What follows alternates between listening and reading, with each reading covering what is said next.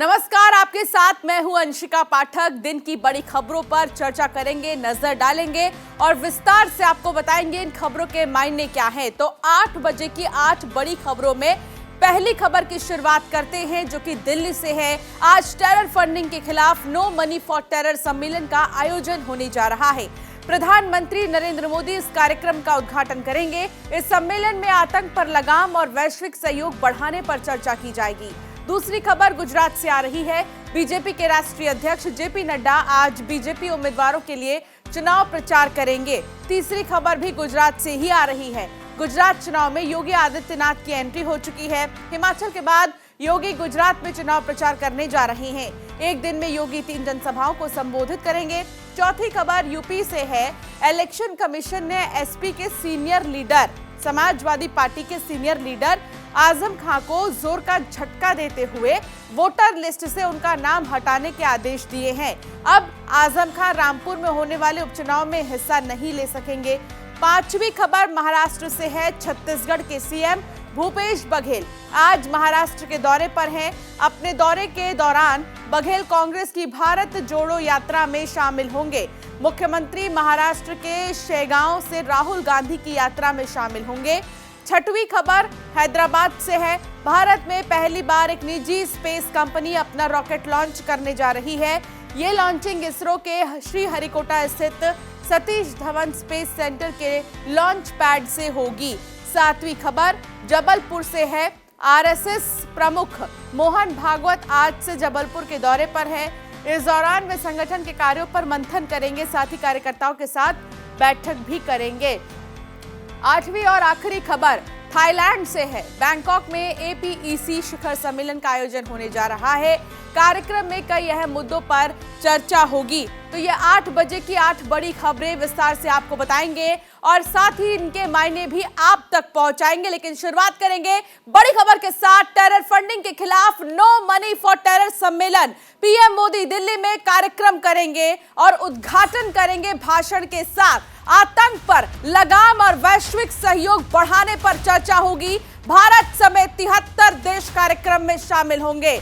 सम्मेलन में दुनिया भर से 450 प्रतिनिधि शामिल होंगे।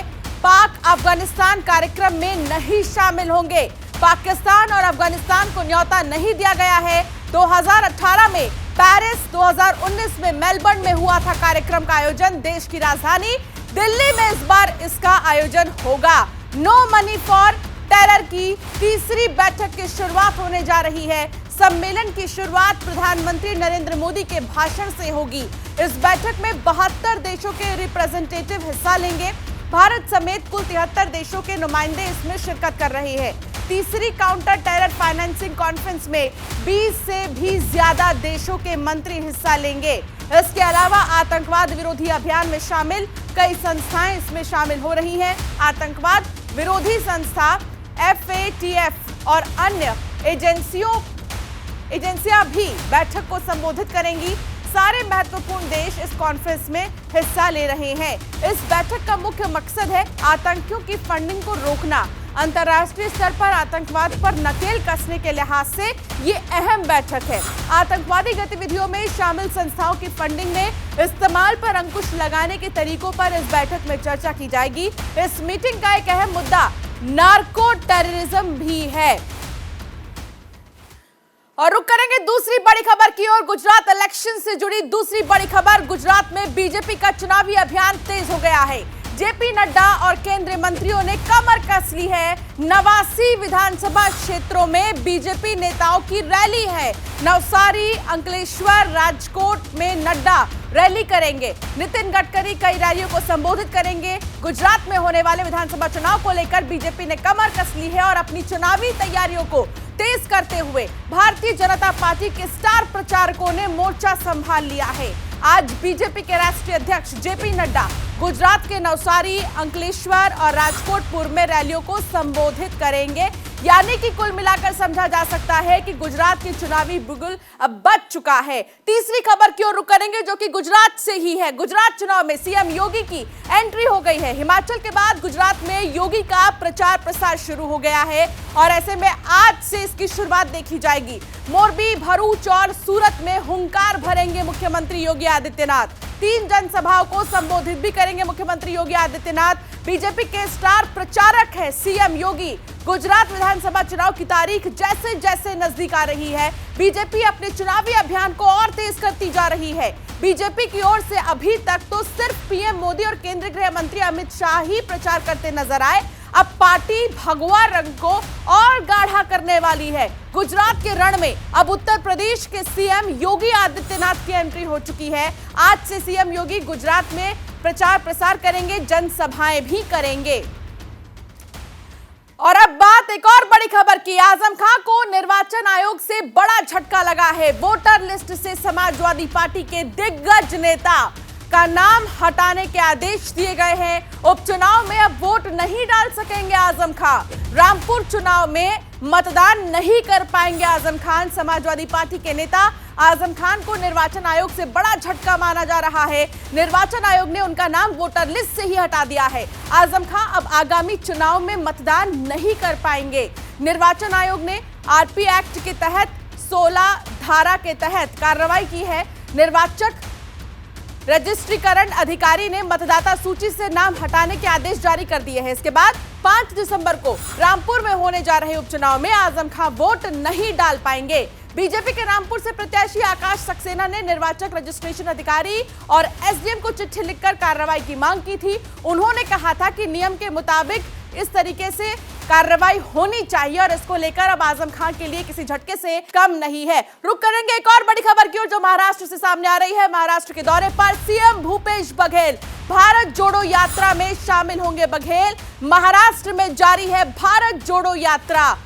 महिला एमपी एमएलए यात्रा में शामिल होंगी। मुख्यमंत्री भूपेश बघेल आज महाराष्ट्र के दौरे पर है। अपने दौरे के दौरान सीएम बघेल कांग्रेस की भारत जोड़ो यात्रा में शामिल होंगे। मुख्यमंत्री महाराष्ट्र के शेगांव में राहुल की यात्रा में शामिल होंगे। बघेल सुबह 11 बजे विवेकानंद एयरपोर्ट से रवाना होंगे। 3 बजे वो शेगांव पहुंचेंगे। वहां पहुंचकर राहुल गांधी के साथ भारत जोड़ो यात्रा में शामिल होंगे। बघेल करीब 1.5 घंटे तक भारत जोड़ो यात्रा में शामिल रहेंगे, जिसके बाद शाम 6 बजे वो छत्तीसगढ़ के लिए रवाना हो जाएंगे। कांग्रेस की भारत जोड़ो यात्रा इन दिनों महाराष्ट्र से होकर गुजर रही है। इस यात्रा में कांग्रेस की महिला सांसद विधायक भी शामिल होंगी। तो भूपेश बघेल का आज महाराष्ट्र का दौरा है और भारत जोड़ो यात्रा में वो शामिल होंगे। रुक करेंगे एक और बड़ी खबर की ओर। भारत का पहला निजी रॉकेट आज लॉन्च होगा।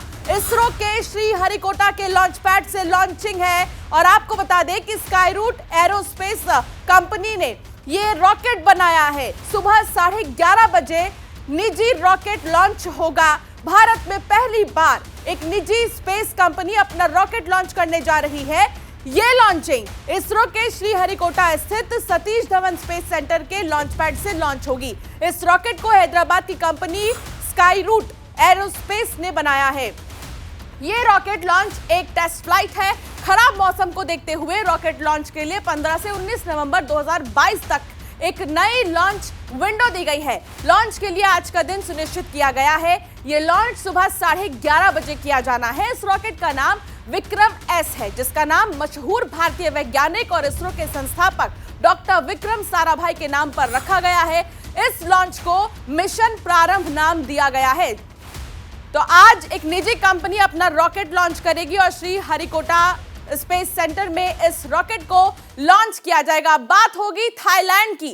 थाईलैंड में शिखर सम्मेलन का आगाज होगा। बैंकॉक में होगा एपीईसी शिखर सम्मेलन। प्रोग्राम में कई अहम मुद्दों पर चर्चा भी होगी। 21 देशों का संगठन समूह है एपीईसी। 2 दिन तक शिखर सम्मेलन एशिया प्रशांत आर्थिक सहयोग फोरम के 2 दिवसीय शिखर सम्मेलन की शुरुआत थाईलैंड की राजधानी बैंकॉक में आज से होने जा रही है। इस 21 सदस्यीय संगठन के समक्ष यूक्रेन में युद्ध, एशिया में दबदबा कायम करने की प्रतिद्वंदिता, खाद्य और ऊर्जा किल्लत का वैश्विक संकट, तमाम चीजों को लेकर इसमें चर्चा होगी। थाईलैंड के विदेश मंत्रालय में स्थायी सचिव ने इस बात की जानकारी दी और कहा कि ये साल कई मोर्चों पर चुनौतीपूर्ण रहा है। वैश्विक अर्थव्यवस्था के साथ साथ पूरा एपीईसी क्षेत्र अभी भी कोविड-19 के प्रभाव से जूझ रहा है।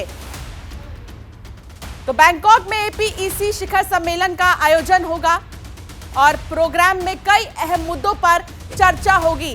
थाईलैंड के शिखर सम्मेलन में सबसे अहम खबर की ओर अब रुख करेंगे, जहां जबलपुर के दौरे पर आरएसएस प्रमुख मोहन भागवत संगठन के कार्यों पर मंथन करेंगे। भागवत कार्यकर्ताओं के साथ बैठक में शामिल भी होंगे।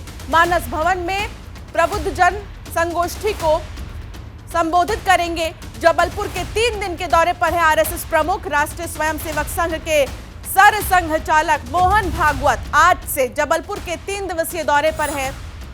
भागवत 20 नवंबर तक जबलपुर में ही रहेंगे। इस दौरान वो पूरे महाकौशल प्रांत से आने वाले संघ कार्यकर्ताओं की बैठक लेंगे और कार्यकर्ताओं के परिवारों से भेंट करेंगे। संघ के स्थानीय शाखा के मुताबिक 19 नवंबर को मानस भवन में शाम 6 बजे सर संघचालक भागवत एक प्रबुद्ध जन संगोष्ठी को भी संबोधित करेंगे। संघ की परंपरा है कि केंद्र अधिकारियों का एक निश्चित अंतराल में हर प्रांत में जाना होता है।